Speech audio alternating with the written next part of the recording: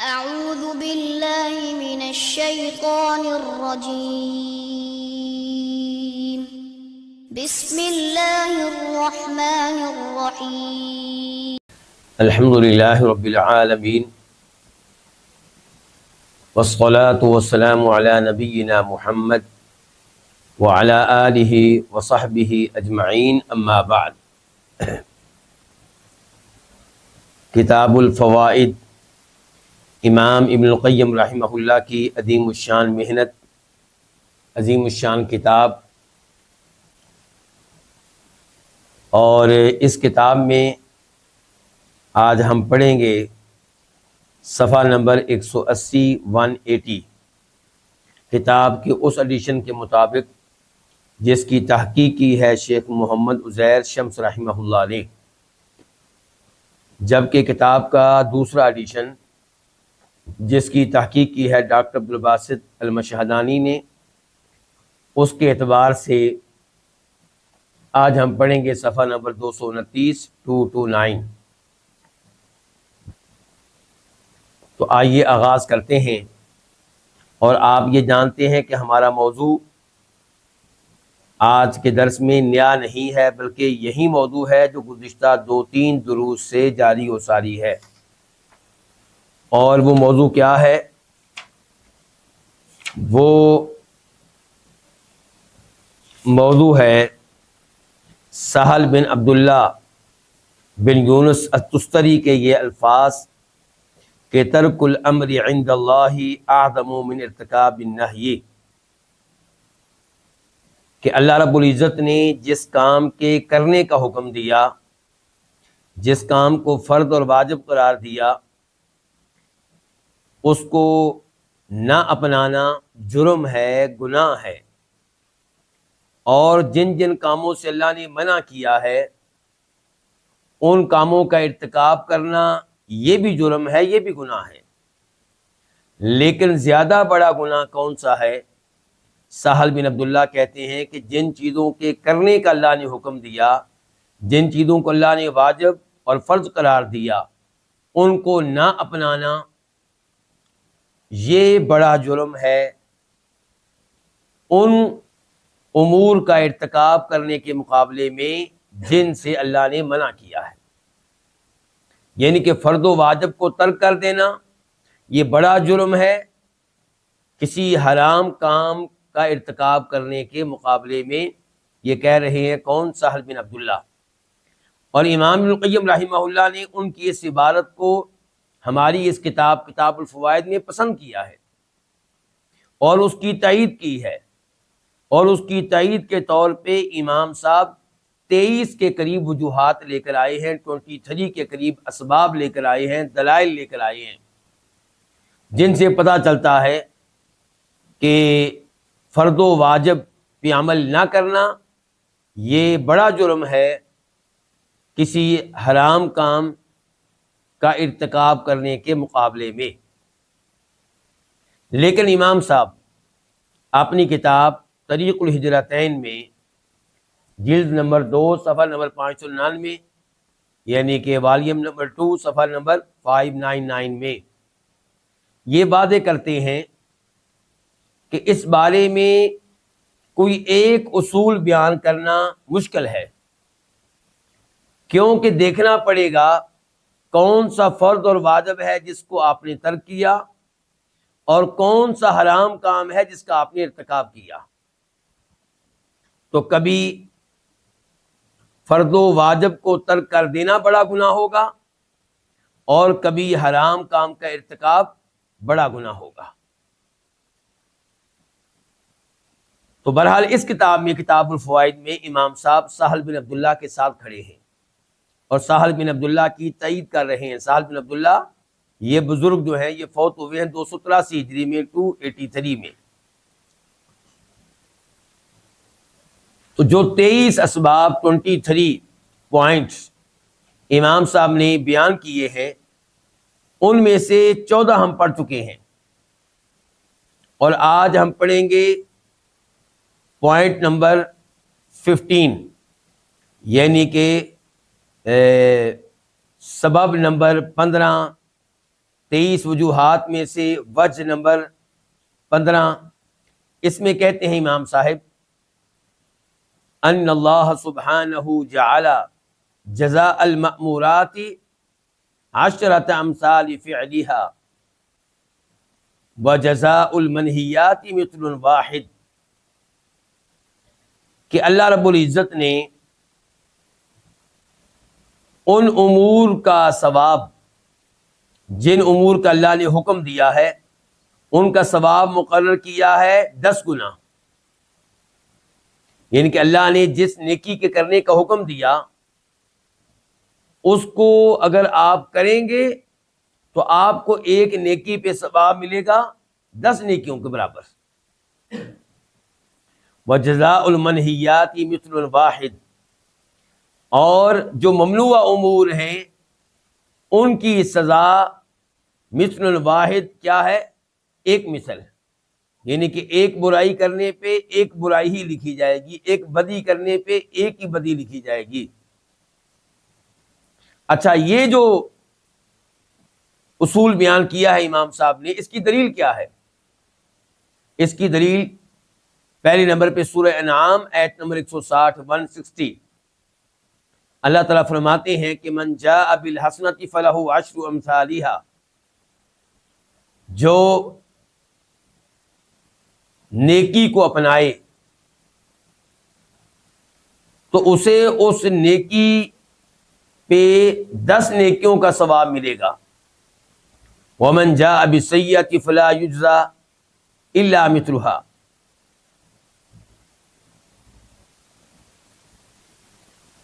اور جو گناہ کرے، برائی کا ارتکاب کرے تو اس کو ایک برائی ہی کی سزا ملے گی، اس کے نامہ اعمال میں ایک برائی ہی لکھی جائے گی۔ فلا یجزی الا مثلها وهم لا یظلمون، اور ظلم نہیں کیا جائے گا، ان کے ایسا نہیں ہوگا کہ برائی ایک کی ہو اور لکھی جائیں 2 برائیاں، برائی ایک کی ہو اور لکھی جائیں 10 برائیاں، جبکہ نیکی کے معاملے میں دیکھیں اللہ کا فضل و کرم کہ نیکی آپ ایک کریں اور اللہ تعالیٰ ثواب دیں گے 10 نیکیوں کے برابر۔ اس موضوع پہ ایک حدیث بھی آتی ہے، اس حدیث کو امام بخاری لے کر آئے ہیں، نمبر ہے 6491 6491، فرماتے ہیں نبی کریم صلی اللہ علیہ وسلم نے فمن ہم بحسنۃ فلم یعملها كتبها اللہ له عنده حسنۃ کاملہ، جو نیکی کرنے کا پختہ عزم کر لے لیکن نیکی کر نہ سکے، اللہ تعالیٰ اس کے لیے ایک کامل نیکی لکھ دیتے ہیں، حالانکہ اس نے کی نہیں ہے لیکن پختہ عزم کر لیا تھا۔ مثال کے طور پہ پختہ عزم کر لیا تھا کہ صبح میں نے ذی الحجہ کے ابتدائی 9 دنوں کے روزوں میں سے ایک روزہ رکھنا ہے، لیکن صبح اٹھ نہیں سکا، جب اٹھا تو فجر کی اذان ہو چکی تھی، اب اس نے روزہ نہیں رکھا، یہ سوچ کر کہ اب میں روزہ رکھوں گا خالی پیٹ تو میرے لیے مشکل ہو جائے گی، تو اس کو اس پختہ عزم کرنے پہ ایک نیکی کا ثواب مل جائے گا، کیونکہ اس کا پکا ارادہ تھا کہ صبح میں نے روزہ رکھنا ہے۔ فَإِنْ هُوَ هَمَّ بِهَا فَعَمِلَهَا كَتَبَهَا اللَّهُ لَهُ عِنْدَهُ 10 حسنات إِلَى 700 ضِعْفٍ إِلَى أَضْعَافٍ كَثِيرَةٍ، اور اگر وہ کسی نیکی کا پختہ ارادہ کرے اور اس نیکی کو کرنے میں کامیاب ہو جائے تو اللہ تعالیٰ اس کے لیے ایک نیکی کی جگہ پہ کتنی نیکیاں لکھیں گے؟ 10 نیکیاں، بلکہ ممکن ہے کہ اللہ تعالیٰ 10 سے زیادہ نیکیاں لکھ دیں، 10 کی بجائے 100 لکھ دیں، 200 لکھ دیں، 300 لکھ دیں، 400 لکھ دیں، 700 لکھ دیں، بلکہ اس سے بھی زیادہ لکھ سکتے ہیں اللہ تعالیٰ۔ اس کا دار و مدار علماء کرام کہتے ہیں کس چیز پہ ہوگا؟ اس کی نیت پہ، کن ایام میں اس نے نیکی کی، کس وقت اس نے یہ نیکی کی، صورتحال کے مطابق۔ وَمَنْ هَمَّ بِسَيِّئَةٍ، اور جو ایک برائی کا پختہ ارادہ کر لے، فلم یعملھا، لیکن برائی کر نہ سکے، کتبہ اللہ لہ عندہ حسنۃ کاملہ، اللہ اس کے لیے ایک کامل نیکی کا ثواب لکھ دیتے ہیں۔ یہ کس کے لیے ہے؟ جس نے برائی کا ارادہ کر لیا تھا لیکن برائی نہیں کی، کس کی وجہ سے؟ اللہ کی وجہ سے۔ فَإِنْ هُوَ هَمَّ بِهَا، اور اگر وہ برائی کا پختہ ارادہ کرے، فَعَمِلَهَا، اور پھر اس برائی کو عملی شکل دے دے، تو كَتَبَهَا اللَّهُ لَهُ سَيِّئَةً وَاحِدَةً، اللہ اس کے لیے ایک برائی لکھتے ہیں، 2 نہیں لکھتے، 3 نہیں لکھتے، 4 نہیں لکھتے۔ تو یہ وہ اصول ہے جو قرآن کی آیت سے اور حدیث سے لیا گیا ہے، جس کا تذکرہ کیا ہے ابھی امام صاحب نے۔ جب امام صاحب نے کیا کہا کہ اللہ تعالیٰ نے ان اعمال کا ثواب، جن اعمال کا اللہ نے حکم دیا ہے، ان کا ثواب مقرر کیا ہے کتنا؟ ایک نیکی کی جگہ پہ 10 نیکیاں۔ وجزاء المنہیات مثل الواحد، اور وہ اعمال جن سے اللہ نے منع کیا، ان کی جو سزا ہے، ان کا جو گناہ ہے، وہ ایک مثل ہے۔ وَهَذَا يَدُلُّ، اور اس سے پتہ چلتا ہے، اور یہ دلیل ہے اس بات کی، کس بات کی؟ کہ عَلَىٰ أَنَّ فِعْلَ مَا أَمَرَ بِهِ أَحَبُّ إِلَيْهِ مِن تَرْكِ مَا نَهَىٰ عَنْهُ، کہ اس امر کو، اس معاملے کو سر انجام دینا جس کا اللہ نے حکم دیا ہے، یہ اللہ کو زیادہ پسند ہے اس گناہ کو ترک کرنے کے مقابلے میں جس سے اللہ نے منع کیا ہے۔ امام صاحب کہہ رہے ہیں کہ دیکھیں، نیکی کرنے پہ اللہ تعالیٰ ایک نیکی کرنے پہ ثواب کتنا دے رہے ہیں؟ 10 نیکیوں کا، بلکہ اس سے بھی زیادہ۔ اور ایک گناہ کرنے پہ اللہ جو گناہ لکھ رہے ہیں وہ کیا ہے؟ ایک ہی ہے۔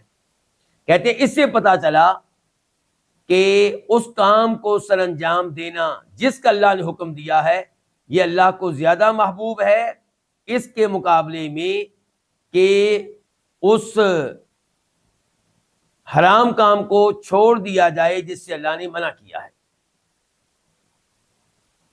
وَلَوْ كَانَ الْأَمْرُ بِالْعَكْسِ، اور اگر معاملہ اس کے الٹ ہوتا، کس کے الٹ؟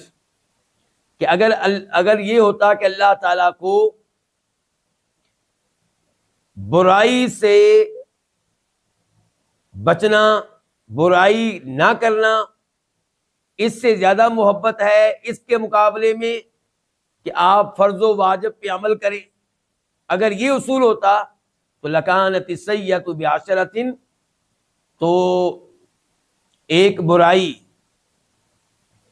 10 شمار ہوتی، وَالْحَسَنَةُ بِوَاحِدَةٍ، اور ایک اچھائی، ایک نیکی ایک ہی شمار ہوتی، او تساویا، یا یہ دونوں چیزیں کم از کم برابر ہوتی۔ لیکن اللہ تعالیٰ نے ایک نیکی پہ 10 نیکیوں کا ثواب مقرر کیا اور ایک برائی پہ ایک ہی برائی کا گناہ لکھا۔ اس کا مطلب یہ ہے کہ اللہ تعالیٰ کو نیک اعمال سر انجام دینا، جن چیزوں کا اللہ نے حکم دیا ہے ان پہ عمل کرنا زیادہ محبوب ہے اس کے مقابلے میں کہ آپ ان امور سے دور رہیں جن سے اللہ تعالیٰ نے منع کیا ہے۔ یہ نتیجہ نکالا ہے امام صاحب نے۔ اس کے بعد ہے الوجہ السادس عشر،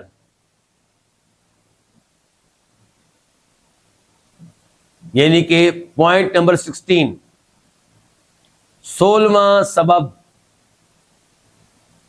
16ویں وجہ کس چیز کی؟ یعنی کہ 16ویں دلیل، 16ویں وجہ اس چیز کی کہ جن چیزوں کا اللہ نے حکم دیا ہے، جن چیزوں کو اللہ نے فرض اور واجب قرار دیا ہے، ان کو چھوڑ دیں گے تو یہ زیادہ بڑا جرم ہے اس کے مقابلے میں کہ آپ اس برائی کا ارتکاب کریں جس سے اللہ نے منع کیا ہے۔ امام صاحب کہتے ہیں ان المنہی عنہ المقصود اعدامہ والا يدخل فی الوجود، کہ وہ کام جس سے منع کیا گیا ہے، مثال کے طور پہ کس سے منع کیا گیا؟ چوری سے۔ مثال کے طور پہ کس سے منع کیا گیا ہے؟ بدکاری کرنے سے، جھوٹ کہنے سے، جھوٹی گواہی دینے سے. تو کہتے ہیں کہ ان المنہی عنہ، کہ وہ کام جس سے منع کیا گیا ہے، المقصود اعدامہ، اس میں مقصود کیا ہے؟ اعدامہ، کہ وہ کام معدوم ہو، وَأَلَّا يَدْخُلَ فِي الْوُجُودِ، کہ وہ وجود میں داخل نہ ہو، یعنی کہ وہ کام نہیں ہونا چاہیے، یہ مقصد ہے. یعنی کہ جھوٹ نہ ہو یہ مقصود ہے، بدکاری کا ارتکاب نہ ہو یہ مقصود ہے، چوری نہ پائی جائے زمین پہ یہ مقصود ہے. سواء نوى ذلك أو لم ينوه، چاہے وہ اس کی نیت کرے یا اس کی نیت نہ کرے، یعنی کہ برائی کرنے کی نیت کرے یا نہ کرے. وسواء خطر بباله أو لم يخطر، یہ برائی، یہ ممنوع کام، یہ گناہ اس کے دل و دماغ میں اس کا تصور آئے یا نہ آئے. فالمقصود اللہ یکون، مقصد اس سے روکنے کا یہ ہے کہ وہ کام نہیں ہونا چاہیے، وہ برائی نہیں ہونی چاہیے. وَأَمَّا الْمَأْمُورُ بِهِ، اور جہاں تک تعلق ہے اس چیز کا جس کا حکم دیا گیا ہے، نماز اس کا حکم دیا گیا ہے، تلاوت اس کا حکم دیا گیا ہے، زکوٰۃ اس کا حکم دیا گیا ہے، روزے رمضان کے ان کا حکم دیا گیا ہے. وَأَمَّا الْمَأْمُورُ بِهِ، اور جہاں تک تعلق ہے اس چیز کا جس کا حکم دیا گیا ہے، فالمقصود کونہ، تو وہاں پہ مقصود کیا ہے؟ کونہ، اس کا ہونا، کہ نماز ہونی چاہیے، نماز پڑھنی چاہیے، روزے رکھنے چاہیے، زکوٰۃ دینی چاہیے. وَإِيجَادُهُ، اور وہاں پہ مقصود کیا ہے؟ اس چیز کا، اس کو وجود میں لانا، نماز کو وجود میں لانا، رمضان کے روزوں کو وجود میں لانا، زکوٰۃ کی ادائیگی کو وجود میں لانا، حج کو وجود میں لانا. وَالتَّقَرُّبُ بِهِ، اور وہاں پہ مقصود یہ ہے کہ اللہ کا قرب حاصل کرنا، بھی اس عمل کے ساتھ جس کا حکم دیا گیا ہے، اس عمل کے ساتھ اللہ کا قرب حاصل کرنا، نیتاً، اس کی نیت کر کے کہ میں یہ کام کروں گا، اللہ کا قرب حاصل کرنا، نیت کر کے میں نے نماز پڑھنی ہے، نیت کر کے کہ میں نے رمضان کے روزے رکھنے ہیں، وفعلاً، اور پھر اس کو سر انجام دے کر، عملی شکل دے کر.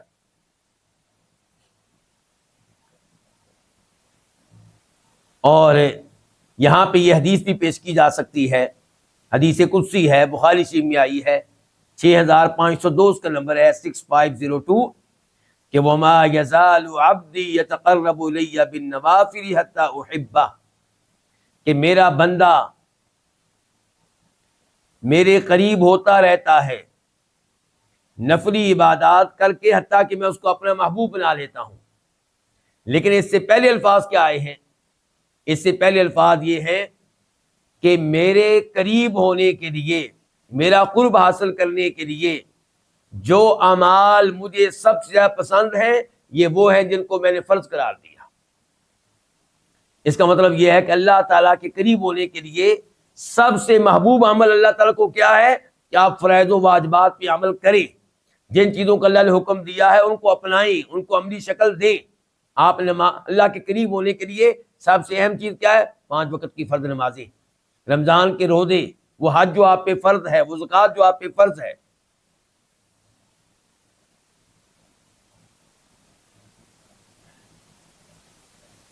وسر المسئلہ، کہتے ہیں اس مسئلے کا بنیادی راز یہ ہے کہ ان وجود ما طلب ایجادہ احب الیہ من عدم ما طلب اعدامہ، اس عمل کا وجود میں آنا جس کو وجود میں لانے کا اللہ تعالیٰ نے مطالبہ کیا. مثال کے طور پہ نماز،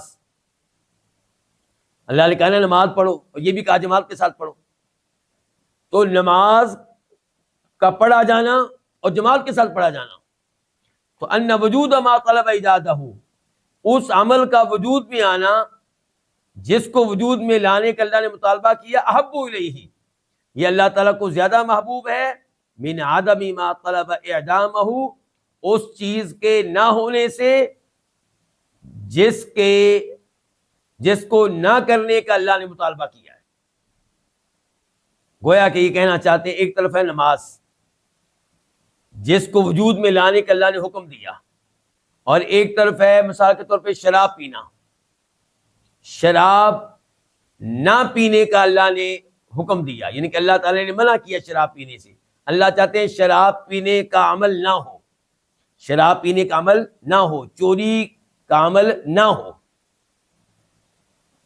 اب اللہ تعالیٰ کو کیا زیادہ محبوب ہے؟ امام صاحب کہہ رہے ہیں اللہ کو زیادہ محبوب یہ ہے کہ وہ کام جس کو وجود میں لانے کا اللہ نے مطالبہ کیا تھا اس کا موجود ہونا یہ اللہ کو زیادہ محبوب ہے اس کام کے نہ ہونے سے جس کو نہ کرنے کا اللہ نے مطالبہ کیا ہے، اور وہ کیا ہے؟ شراب پینا. وَعَدَمَ مَا أَحَبَّهُ أَكْرَهُ إِلَيْهِ مِنْ وُجُودِ مَا يُبْغِضُهُ، اور اس عمل کا نہ ہونا جس سے اللہ نے محبت رکھی ہے. وہ کیا ہے؟ نماز. نماز کا نہ ہونا، نماز کا نہ پڑھا جانا. اکرہ الیہ، یہ اللہ تعالیٰ کے ہاں زیادہ ناپسندیدہ ہے. من وجودی ما یبغضہ، اس عمل کے موجود ہونے سے جس سے اللہ نفرت کرتا ہے.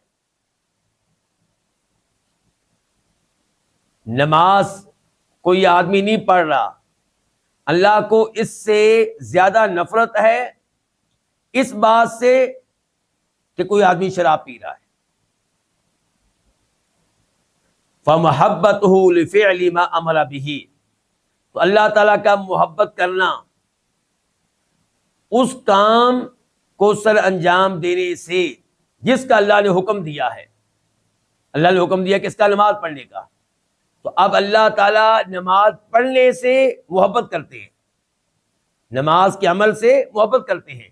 تو اللہ تعالیٰ کا محبت کرنا لِفِعْلِ مَا أَمَرَ بِهِ، اس کام کو سر انجام دینے سے جس کا اس نے حکم دیا ہے. اعظم، یہ زیادہ عظیم ہے. من کراہتہ، اللہ تعالیٰ کے ناپسند جاننے سے. لفعل ما نہا عنہ، اس عمل کے ارتکاب سے. ما نہا عنہ، جس سے اس نے منع کیا ہے. امام صاحب کہتے ہیں یوضحہ الوجہ السابع عشر، اس بات کو مزید واضح کرتا ہے پوائنٹ نمبر 17، اس چیز کو مزید واضح کرتا ہے 17 نمبر سبب، 17 نمبر وجہ 23 وجوہات میں سے، 23 وجوہات میں سے. یہ 23 وجوہات کس چیز کی ہیں؟ جن کے ذریعے امام صاحب یہ واضح کر رہے ہیں کہ جن چیزوں کا اللہ نے حکم دیا، جن چیزوں کو اللہ نے فرض اور واجب قرار دیا، ان پہ عمل نہ کرنا، نماز نہ پڑھنا، زکوٰۃ نہ دینا، تلاوت نہ کرنا، حج نہ کرنا، یہ بڑا جرم ہے ان حرام کاموں کے ارتکاب سے جن سے اللہ نے منع کیا ہے. یعنی کہ نماز نہ پڑھنا، زکوٰۃ ادا نہ کرنا، حج نہ کرنا، یہ بڑا جرم ہے شراب پی لینے کے مقابلے میں، چوری کر لینے کے مقابلے میں، بدکاری کر لینے کے مقابلے میں. یہ امام صاحب کہہ رہے ہیں اور اس کے دلائل دے رہے ہیں. اب دلیل نمبر کیا ہے؟ 17 کہتے ہیں کہ ان فعل ما يحبه والإعانة عليه وجزاءه وما يترتب عليه من المدح والثناء من رحمته، وہ کام کرنا جس سے اللہ تعالیٰ محبت کرتا ہے. مثال کے طور پہ کیا؟ نماز. مثال کے طور پہ کیا؟ رمضان کے روزے. مثال کے طور پہ کیا؟ فرض حج کرنا، اور دوسرا حج کرنا بھی، اور ایسے ہی زکوٰۃ ادا کرنا وغیرہ. تو وہ کام کرنا جس سے اللہ محبت کرتا ہے. وَالْإِعَانَةَ عَلَيْهِ، اور اس کے معاملے میں مدد کرنا. وَجَزَاءَهُ، اور اس پہ ثواب دینا. وَمَا يَتَرَتَّبُ عَلَيْهِ مِنَ الْمَدْحِ وَالثَّنَاءِ، اور اس کام کے کرنے پہ اور اس کام کے معاملے میں مدد کرنے پہ جو تعریف اور ستائش طے پاتی ہے، مرتب ہوتی ہے، یہ سب کچھ اللہ کی رحمت میں سے ہے.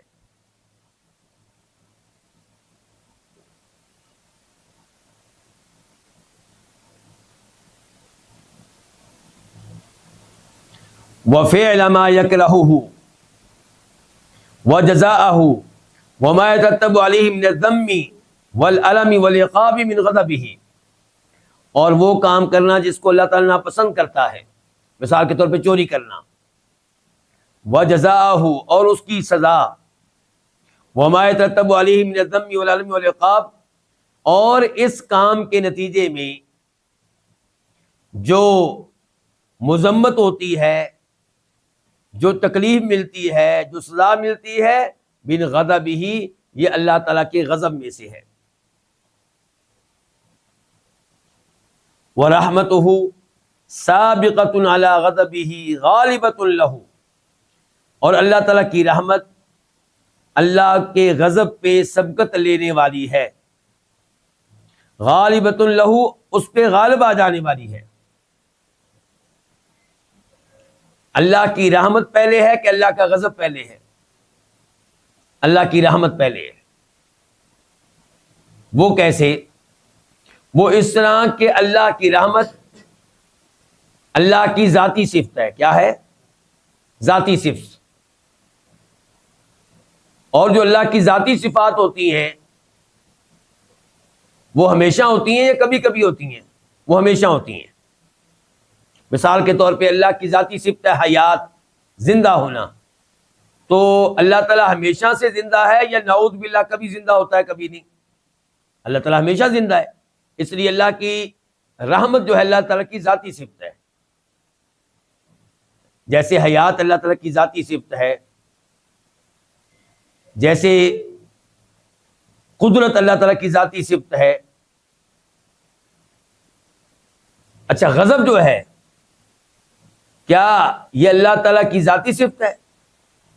یعنی کہ اللہ تعالیٰ ہمیشہ غصے میں ہوتا ہے؟ نہیں، اللہ تعالیٰ غضب میں، غصے میں تب ہوتا ہے جب کوئی گناہ کیا جائے، جب کوئی غلطی کی جائے، تو اللہ غصے میں ہوتا ہے۔ یہ اللہ کی فعلی صفت ہے، ذاتی صفت نہیں ہے۔ یعنی کہ وہ جب چاہتا ہے غصے میں ہوتا ہے۔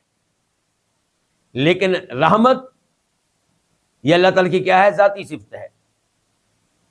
اور ویسے اللہ کی صفت رحمت کے دو پہلو ہیں، ایک لحاظ سے ذاتی صفت ہے کہ ہمیشہ سے اللہ تعالیٰ رحیم ہے، شروع سے ہی رحیم ہے، اور ایک لحاظ سے فعلی صفت بھی ہے کہ جب چاہتا ہے وہ رحمت کرتا ہے۔ تو اس کے دو پہلو ہو گئے۔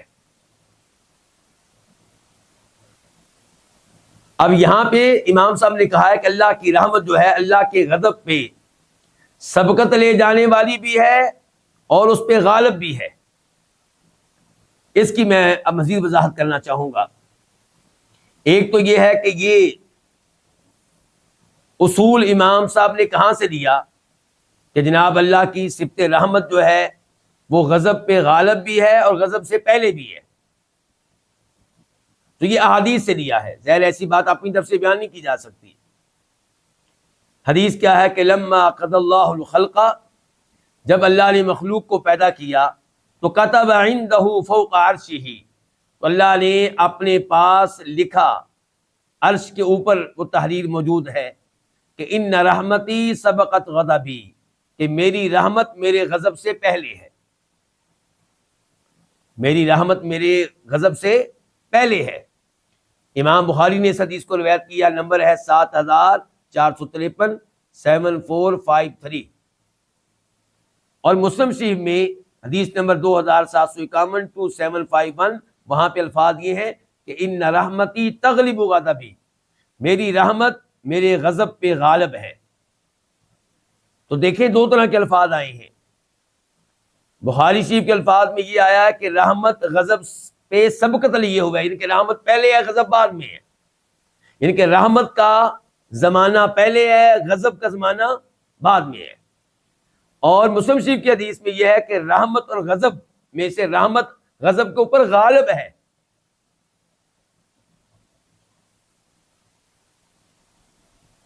اب اس حدیث کے دو الفاظ ہیں، ان پہ ذرا غور کرتے ہیں کہ اس میں کوئی شک و شبہ نہیں ہے کہ اللہ تعالیٰ کی ذاتی جو رحمت ہے، اللہ کی صفت رحمت جو ذاتی ہے وہ غضب سے پہلے ہے زمانے کے اعتبار سے، کیونکہ اللہ تعالیٰ رحمت کے ساتھ متصف ہے ازل سے، ہمیشہ سے، چنانچہ کہنا ٹھیک ہوگا کہ لم یزل رحیما، کہ اللہ ہمیشہ سے ہی رحیم ہے، ان کے رحمت، صفت رحمت کے ساتھ متصف ہے۔ وَأَمَّا الْغَضَبُ فَهُوَ صِفَةٌ فِعْلِيَّةٌ، جہاں تک تعلق ہے غضب کا، اللہ کا غصے میں ہونا، تو یہ اللہ کی فعلی صفت ہے اور یہ اللہ کی مشیت کے تابع ہے۔ اور وہ رحمت جو اللہ کے غضب پہ غالب ہے، ایک وہ رحمت ہے جو اللہ کے غضب سے پہلے ہے، وہ رحمت کون سی؟ اللہ کی ذاتی صفت۔ اب وہ رحمت جو اللہ کے غضب پہ غالب ہے، تو یہ جو رحمت ہے یہ وہ ہے جو اللہ کی مشیت سے ہوتی ہے، ان کی یہ کیا ہوگی؟ اللہ کی فعلی صفت۔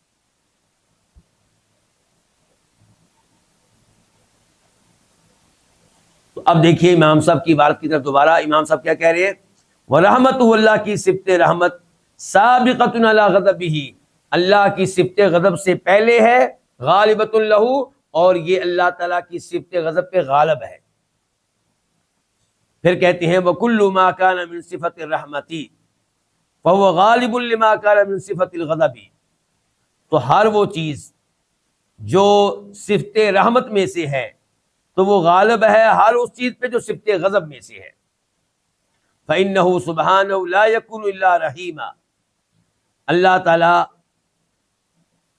نہیں ہے مگر رحیم، کہ اللہ تعالیٰ رحیم ہی ہے، رحمت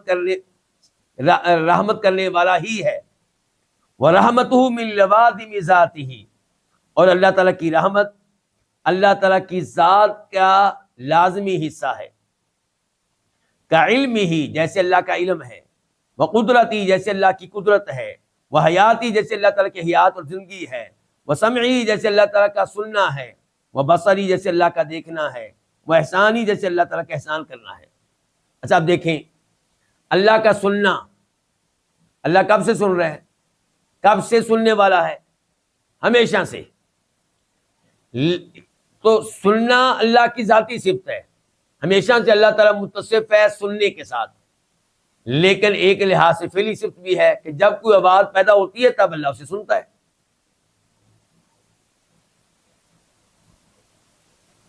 فَيَسْتَحِيلُ، تو کہتے ہیں کہ ناممکن ہے ان یکون علی خلاف ذالک، کہ اللہ تعالیٰ اس کے برخلاف ہو۔ کیا مطلب؟ یعنی کہ اللہ تعالیٰ صفت رحمت کے بغیر ہو۔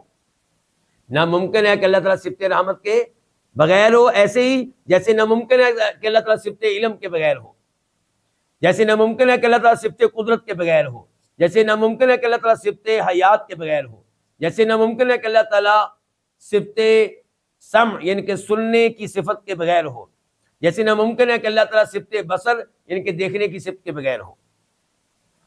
وَلَيْسَ كَذَلِكَ غَضَبُهُ، لیکن اللہ تعالیٰ کا غضب ایسے نہیں ہے۔ فَإِنَّهُ لَيْسَ مِن لَوَازِمِ ذَاتِهِ، کیونکہ اللہ کا غضب، اللہ کا غصے میں ہونا، یہ اللہ تعالیٰ کی ذات کا لازمی حصہ نہیں ہے۔ وَلَا يَكُونُ غَضْبَانَ دَائِمًا غَضَبًا لَا يُتَصَوَّرُ انفِكَاكُهُ، اور اللہ تعالیٰ ہمیشہ غصے میں نہیں ہوتا، اس غصے میں جس کا اللہ سے الگ ہونا، جدا ہونا، اس کا تصور نہ کیا جا سکے۔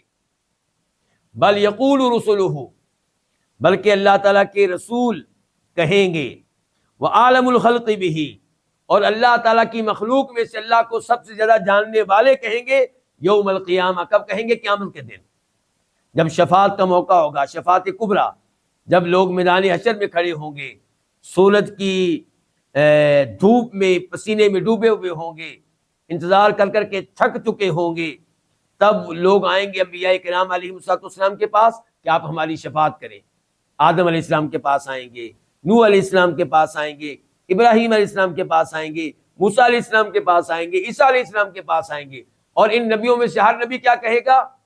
ان ربی قد غضب اليوم غضبا لم یغضب قبلہ مثلا ولن یغضب بعدہ مثلا، کہ بے شک میرا رب آج بڑے غصے میں ہے، اتنے غصے میں اس سے پہلے بھی نہیں تھا اور اس کے بعد بھی کبھی نہیں ہوگا۔ یہ بخاری شریف کی حدیث ہے 4712 4712، مسلم میں بھی آئی ہے 194 194۔ وَرَحْمَتُهُ، اور اللہ تعالیٰ کی رحمت جو ہے وسعت کل شیء، اس نے ہر چیز کا احاطہ کر رکھا ہے۔ اللہ کی رحمت ہر چیز پہ چھائی ہوئی ہے، ہر چیز تک اللہ کی رحمت پہنچی ہوئی ہے۔ وغضبہ، اللہ کا غضب وہ ہر چیز تک نہیں پہنچا، ہر چیز کا اس نے احاطہ نہیں کیا۔ یہ مسئلہ امام صاحب نے کہاں سے لیا ہے؟ سورہ اعراف آیت نمبر 156 157۔ اللہ تعالیٰ کہتے ہیں قال عذابی اصیب بہ من اشاء، میرا عذاب میں یہ دیتا ہوں جس کو چاہتا ہوں، ان کہ اللہ کا عذاب ہر ایک کے لیے نہیں ہے۔ فرمایا وَرَحْمَتِي وَسِعَتْ كُلَّ شَيْءٍ، جبکہ میری رحمت اس نے وہ ہر چیز تک پہنچی ہے، اس کی وسعت ہر چیز تک پہنچی ہے۔ پھر کہتے ہیں امام صاحب وَهُوَ سُبْحَانَهُ كَتَبَ عَلَى نَفْسِهِ الرَّحْمَةَ وَلَمْ يَكْتُبْ عَلَى نَفْسِهِ الْغَضَبَ، اللہ تعالیٰ نے اپنے اوپر رحم کرنے کو فرض کر دیا ہے، جبکہ اللہ نے اپنے اوپر غضب کو فرض نہیں کیا۔ اچھا، یہ کہاں سے مسئلہ لے لیا کہ اللہ نے رحمت کو اپنے اوپر فرض کر دیا ہے؟ یہ سورہ انعام کی آیت نمبر 12 کہ کتب علی نفس الرحمہ، اللہ نے اپنے اوپر رحمت کو فرض کر دیا ہے۔ پھر امام صاحب کہتے ہیں وَوَسِعَ كُلَّ شَيْءٍ رَحْمَةً وَعِلْمًا، اور اللہ تعالی نے ہر چیز کا احاطہ کر رکھا ہے، رحمت کے لحاظ سے، علم کے لحاظ سے، یعنی کہ کوئی چیز اللہ کے علم سے باہر نہیں ہے، کوئی چیز ایسی نہیں ہے جو اللہ کی رحمت سے فائدہ نہ اٹھا رہی ہو، ہر چیز تک اللہ کی رحمت پہنچی ہے، ہر چیز اللہ کے علم میں ہے۔ اچھا، یہ مسئلہ کہاں سے لیا امام صاحب نے؟ یہ ہے سورہ غافر، جس کو سورہ مومن بھی کہتے ہیں، اس کی آیت نمبر 7 کہ اللہ کا عرش اٹھانے والے فرشتے اور جو اللہ کے عرش کے ارد گرد فرشتے ہیں وہ دعائیں کرتے ہیں، کن کے لیے؟ ایمان والوں کے لیے۔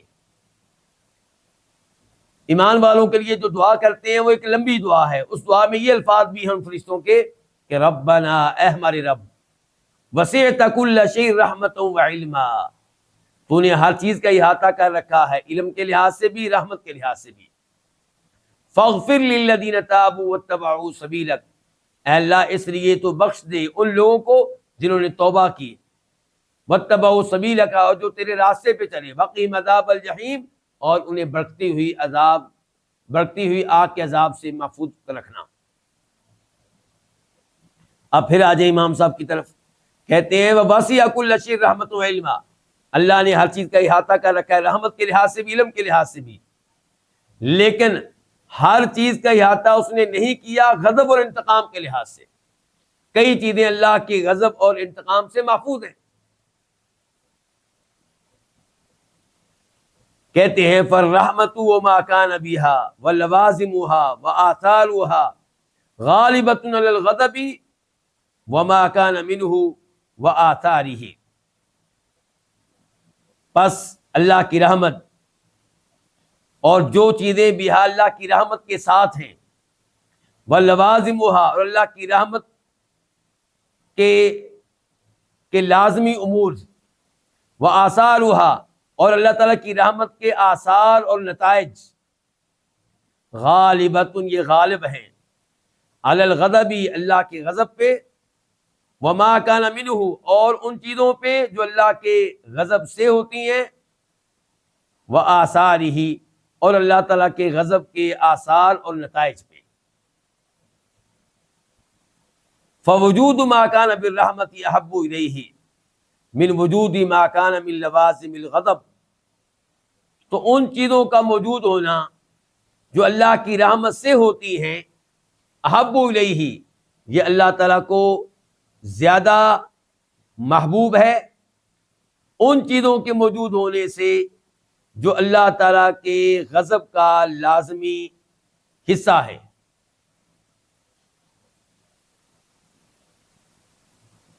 وَلِهَذَا، اسی لیے كَانَتِ الرَّحْمَةُ أَحَبَّ إِلَيْهِ مِنَ الْعَذَابِ، کہ رحمت اللہ تعالیٰ کو زیادہ محبوب ہے کس کے مقابلے میں؟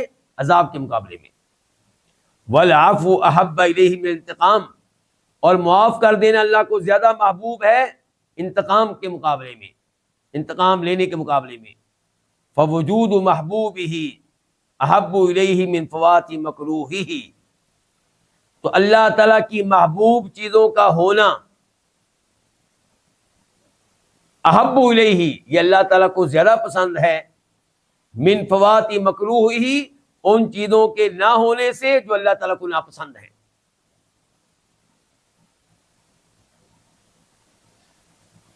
نماز اللہ کو محبوب ہے جی، تو اس کا ہونا اللہ کو زیادہ پسند ہے ناپسندیدہ چیز کے نہ ہونے سے، شراب پینے کے نہ ہونے سے، چوری کے نہ ہونے سے، بدکاری کے نہ ہونے سے۔ ولا سیما، خصوصاً اذا كان في فوات مکروہہ فوات ما يحبہ من لوازمہ، جب ناپسندیدہ چیز کے نہ ہونے میں اس چیز کا نہ ہونا ہو جس کو اللہ پسند کرتا ہے، من لوازمہ، اس کے لازمی امور میں سے۔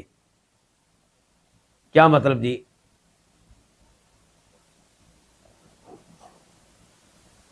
گناہ اللہ کے ناپسندیدہ امور ہیں، یہ نہ ہو تو پھر کیا نہیں ہوگا؟ پھر توبہ نہیں ہوگی، پھر اللہ کے سامنے گڑگڑانا نہیں ہوگا، پھر اللہ کے سامنے آنسو بہانا نہیں ہوگا۔ تو کہتے ہیں ولا سیما، خصوصاً اذا كان فی فوات مکروہہ، جب اللہ کے ناپسندیدہ امور کے نہ ہونے میں ان چیزوں کا نہ ہونا ہو جن کو وہ پسند کرتا ہے، من لوازمہ، اس کے لازمی امور میں سے۔ فإنہ یکرہ، چنانچہ اللہ تعالیٰ ناپسند کرتا ہے، فوات تلک اللوازم المحبوبہ، ان محبوب لازمی امور کے نہ ہونے کو، یعنی کہ اللہ ناپسند کرتا ہے توبہ کے نہ ہونے کو، استغفار کے نہ ہونے کو، ندامت کے آنسو کے نہ ہونے کو۔ کما یکرہ، جیسا کہ اللہ تعالیٰ ناپسند کرتا ہے وجود ذالک الملزوم المکروہ، اس ناپسندیدہ چیز کے ہونے کو، جیسے اللہ تعالیٰ ناپسند کرتا ہے اس گناہ کے ہونے کو، یعنی کہ چوری موجود ہو، اللہ اس کو ناپسند کرتا ہے، گناہوں کے ہونے کو اللہ تعالیٰ ناپسند کرتا ہے، ایسے ہی اللہ تعالیٰ ناپسند کرتا ہے اس چیز کو کہ توبہ نہ ہو، استغفار نہ ہو، ندامت کے آنسو نہ ہو، وغیرہ وغیرہ۔ اس کے بعد امام صاحب فرماتے ہیں الوجہ الثامن عشر، 18واں پوائنٹ، 18ویں وجہ، 18واں سبب 23 اسباب میں سے، 23 پوائنٹس میں سے، کس چیز کے یہ پوائنٹس ہیں؟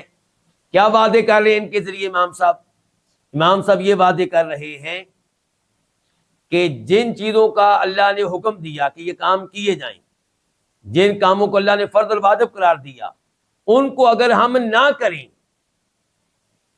یہ جرم ہے، اور یہ جرم بڑا ہے اس کے مقابلے میں کہ جن کاموں کو اللہ نے حرام قرار دیا، ممنوع قرار دیا، ان کا ہم ارتکاب کریں۔ تو کہتے ہیں ان آثار ما یکرہہ وفی المنہیات اسرع زوالا بما یحبہ من زوال آثار ما یحبہ بما یکرہہ، جن چیزوں کو اللہ ناپسند کرتا ہے، اور وہ کیا چیزیں ہیں؟ وہ المنہیات، وہ ممنوع امور، شراب پینا، بدکاری کرنا، چوری کرنا، قتل کرنا وغیرہ، جن چیزوں کو اللہ ناپسند کرتا ہے اور وہ ممنوع امور ہیں، ان کے آثار، ان کے نتائج اسرع زوالا، یہ بہت جلدی زائل ہو جاتے ہیں، بما یحبہ، ان امور کے ساتھ جن کو اللہ تعالیٰ پسند کرتا ہے،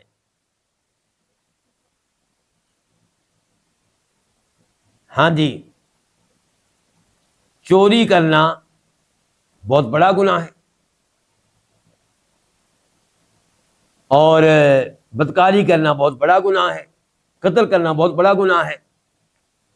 لیکن ان گناہوں کے یہ آثار کہ اللہ ناراض ہو چکا، یہ جو آثار ہیں یہ بہت جلدی ختم ہو جاتے ہیں ان امور کے ذریعے جن کو اللہ پسند کرتا ہے، توبہ کے ذریعے.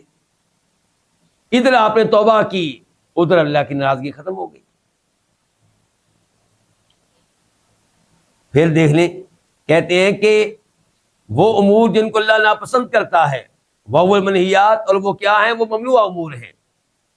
ان کے جو آثار ہیں اسرع زوالا، یہ بہت جلدی زائل ہو جاتے ہیں، بما یحبہ، ان امور کے ذریعے جن سے اللہ محبت کرتا ہے. من زوال آثار ما یحبہ، ان امور کے آثار اور نتائج زائل ہونے سے جن سے اللہ محبت کرتا ہے، ان چیزوں کے ساتھ جن کو اللہ ناپسند کرتا ہے. اس آخری بات کا کیا مطلب ہے؟ اللہ تعالیٰ محبت کرتا ہے کس سے؟ کہ آپ نماز پڑھیں. اب آپ نماز پڑھتے ہیں، تہجد بھی پڑھتے ہیں، تو اس کا اثر کیا ہے؟ بہت سا ثواب جمع ہو چکا ہے اللہ کے پاس، اللہ آپ کے اوپر راضی ہو رہا ہے، آپ اللہ کے محبوب بندے بن چکے ہیں. یہ ساری محنت، یہ سارا ثواب ختم ہو سکتا ہے کن کے ذریعے؟ گناہوں کے ذریعے. یہ جو آپ نے نیکیوں کے پہاڑ جمع کر رکھے ہیں، یہ ختم ہو سکتے ہیں ان امور کے ساتھ جن کو اللہ ناپسند کرتا ہے، زنا کرنے سے، چوری کرنے سے، قتل کرنے سے.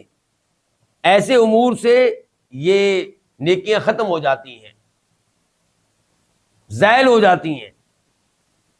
لیکن مقابلہ کر رہے ہیں امام صاحب.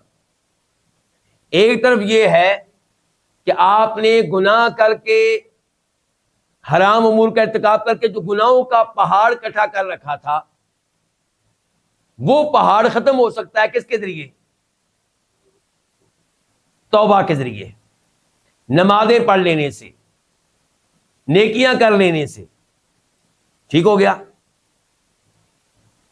اچھا، دوسری طرف یہ ہے کہ جو نیکیوں کا پہاڑ آپ نے جمع کر رکھا تھا وہ ختم ہو جاتا ہے کیا کرنے سے؟ گناہ کرنے سے. لیکن جلدی کون سی چیز ختم ہوتی ہے؟ یہ مقابلہ کر رہے ہیں.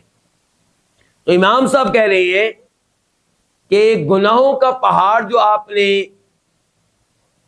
کھڑا کر رکھا تھا وہ بہت جلدی ختم ہو جاتا ہے توبہ کر لینے سے، نمازیں پڑھ لینے سے، تلاوتیں کر لینے سے، نیکیاں کر لینے سے. اس کے مقابلے میں کہ وہ پہاڑ جو آپ نے کھڑا کیا تھا نیکیوں کا، وہ ختم ہو جاتا ہے گناہوں کے ذریعے.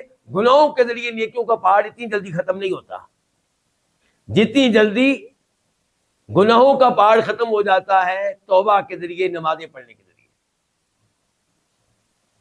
یہ وضاحت کا میں نے کہا جی ترجمہ میں ایک دفعہ پھر کر دیتا ہوں. امام صاحب کہتے ہیں کہ ان آثار ما یکرہہ، وہ امور جن کو اللہ ناپسند کرتا ہے، ان کے آثار، ان کے نتائج اسرع زوالا، یہ جلدی ختم ہونے والے ہیں، بما یحبہ، ان امور کے ذریعے جن سے اللہ محبت کرتا ہے، من زوال آثار ما یحبہ، ان امور کے آثار اور نتائج زائل ہونے سے جن سے اللہ محبت کرتا ہے، ان امور کے ذریعے جن سے اللہ نفرت کرتا ہے، جن کو اللہ ناپسند کرتا ہے.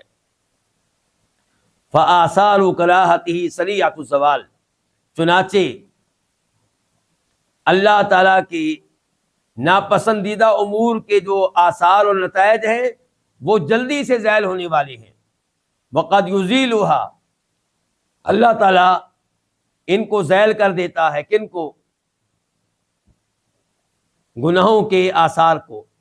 اللہ ذیل کر دیتا ہے، ختم کر دیتا ہے بالعفو، معاف کر کے، وتجاوزی درگزر کر کے، وتزول، اور یہ گناہوں کے آثار نتائج ذیل ہو جاتے ہیں بتوبتی، توبہ کے ذریعے، والاستغفاری، اور مغفرت طلب کرنے کے ذریعے، والاعمال الصالحہ، اور نیک اعمال بجا لانے کے ذریعے، والمصائب المکفرہ، اور ان مصائب کے ذریعے جو انسان پہ آتے ہیں اور اس کے گناہوں کو مٹا ڈالتے ہیں، والشفاعتی، اور شفاعت کے ذریعے آپ کے لیے ایک اور دعا کر دے، روز قیامت آپ کے لیے شفاعت ہو جائے گی اس کے ذریعے، والحسنات یذهبن السیئات، اور نیکیاں برائیوں کو ختم کر دیتی ہیں، وَلَوْ بَلَغَتْ ذُنُوبُ الْعَبْدِ عَنَانَ السَّمَاءِ، اور اگر بندے کے گناہ پہنچ جائیں آسمان کی بلندی تک، بندے کے گناہ کتنے ہوں کہ آسمان تک، آسمان کو جا لگے، اتنے گناہوں کا پہاڑ جمع ہو گیا ہے، اور اگر بندے کے گناہ پہنچ جائیں آسمان کی بلندی تک، ثم استغفرہ، پھر وہ اللہ تعالیٰ سے مغفرت طلب کرے، غفر لہ، تو اللہ تعالیٰ اس کو بخش دے گا، ولو لقیہ، چاہے وہ اللہ تعالیٰ سے ملے بقراب الارض خطایا، بری ہوئی زمین گناہوں کے ساتھ، اتنے گناہوں کے ساتھ کہ جن سے زمین بھر جائے، ایک طرف گناہ اتنے زیادہ کہ آسمان کو چھو رہے ہیں پہاڑ، اور ایک طرف اتنے گناہ کہ زمین پوری بھر گئی ہے، اتنے گناہوں کے ساتھ آپ اللہ تعالیٰ سے ملیں، ثم لقیہ، پھر آپ کے اللہ سے ملاقات ہو، لا یشرک بہ شیئا، اس حال میں کہ آپ اللہ کے ساتھ کسی چیز کو شریک نہ کرتے ہوں، توحید کے اوپر ہوں، تو لاتاہ، اللہ تعالیٰ اس بندے کے پاس لے کر آئے گا بقرابہا، ان گناہوں کے برابر، مغفرتاً، مغفرت لے کر آئے گا، ٹھیک ہو گیا۔ اور یہ اصل میں یہ الفاظ جو ابھی امام صاحب نے کہے ہیں، یہ مفہوم ہے ترمذی شریف کی حدیث کا، جس کا نمبر ہے 3540، 3540۔ میں یہ حدیث ذکر کرتا لیکن وقت اب کم ہے، بلکہ جلدی سے میں ذکر کر دیتا ہوں۔ اس حدیث میں آتا ہے، اللہ تعالیٰ نے فرمایا، حدیث قدسی ہے، یا ابن آدم، اے آدم کے بیٹے، انک ما دعوتنی ورجوتنی، جب تک تو مجھ سے دعا کرتا رہے گا، میری رحمت پہ امید لگائے رکھے گا، غفرت لک علی ما کان فیک، میں تجھے معاف کرتا رہوں گا تیرے جتنے بھی گناہ ہوں گے، ولا ابالی، میں کوئی پرواہ نہیں کروں گا۔ یا ابن آدم، اے آدم کے بیٹے، لو بلغت ذنوبک عنان السماء، اگر تیرے گناہ پہنچ جائیں آسمان کی بلندی تک، ثم استغفرتنی، پھر تو مجھ سے مغفرت طلب کرے، غفرت لک، میں تجھے بخش دوں گا، ولا ابالی، کوئی پرواہ نہیں کروں گا۔ یا ابن آدم، اے آدم کے بیٹے، انک لو اتیتنی بقراب الارض خطایا، اگر تو زمین کے برابر میرے پاس گناہ لے کر آئے، ثم لقیتنی، پھر تو مجھ سے ملے اس حال میں کہ میرے ساتھ کسی کو شریک نہ کرتا ہو، لاتیتک بقرابہا مغفرہ، میں ان گناہوں کے برابر مغفرت لے کر آؤں گا۔ شیخ البانی نے اس حدیث کو صحیح قرار دیا ہے۔ اس کے بعد کہتے ہیں امام صاحب، وَهُوَ سُبْحَانَهُ يَغْفِرُ الذُّنُوبَ، اللہ تعالیٰ گناہوں کو معاف کر دیتا ہے، وَإِن تَعَاظَمَتْ، اگرچہ وہ بہت بڑے ہوں، وَلَا يُبَالِي، اور وہ پرواہ نہیں کرتا، فَيُبْطِلُهَا، چنانچہ اللہ تعالیٰ ان گناہوں کو ختم کر دیتا ہے، وَيُبْطِلُ آثَارَهَا، اور ان گناہوں کے نتائج کو بھی ختم کر دیتا ہے، بِأَدْنَىٰ سَعْيٍ مِّنَ الْعَبْدِ، بندے کی تھوڑی سی، معمولی سی، ادنا سی محنت کے ساتھ، وَتَوْبَةٍ نَصُوحٍ، اور خالص توبہ کے ذریعے، وَنَدَمٍ عَلَىٰ مَا فَعَلَ، اور اس ندامت کے ذریعے جو ان گناہوں پہ ہے جو اس نے کیے، وَمَا ذَاكَ إِلَّا لِوُجُودِ مَا يُحِبُّهُ، اور یہ صرف اس لیے ہے کہ اللہ تعالیٰ ان چیزوں کے ہونے کو پسند کرتا ہے جن سے اللہ کو محبت ہے۔ مثال کے طور پہ من توبۃ العبد، بندے کا توبہ کرنا، اللہ اس سے محبت کرتا ہے، وطاعتہ، بندے کا اللہ کی اطاعت کرنا، اللہ کو حکم ماننا، اللہ اس سے محبت کرتا ہے، وتوحیدہ، اور بندے کا توحید کو اختیار کرنا، اللہ اس سے محبت کرتا ہے۔ فدل، تو اس سب سے پتہ چلا، علی ان وجود ذالک، کہ اس کا موجود ہونا، کس کا موجود ہونا، یعنی کہ جن اعمال کے کرنے کا اللہ نے حکم دیا ہے، ان کا موجود ہونا، احب الیہ، اللہ تعالیٰ کو زیادہ محبوب ہے، وارضی لہ، اور یہ چیز اللہ تعالیٰ کو زیادہ راضی رکھنے والی ہے۔ یہیں پہ آج کے درس کا اختتام کرتے ہیں۔ امید ہے کہ انشاءاللہ آئندہ درس میں ہمارا یہ موضوع اپنے اختتام کو پہنچے گا۔ یہ کافی لمبا فائدہ تھا امام صاحب کی طرف سے، ورنہ عام طور پہ جو اس کتاب میں آنے والے فوائد ہیں وہ اتنے لمبے نہیں ہوتے۔ بہرحال اللہ تعالی ہمیں اس کتاب کو پڑھنے کے معاملے میں استقامت دے، اور اللہ تعالیٰ مستقل مزاجی کے ساتھ اس کتاب کو اور دیگر کتب کو اور دین کے علم کو لینے کی توفیق دے۔ اللہ تعالیٰ شیطان کے وسوسوں سے محفوظ رکھے۔ وآخر دعوانا الحمدللہ رب العالمین۔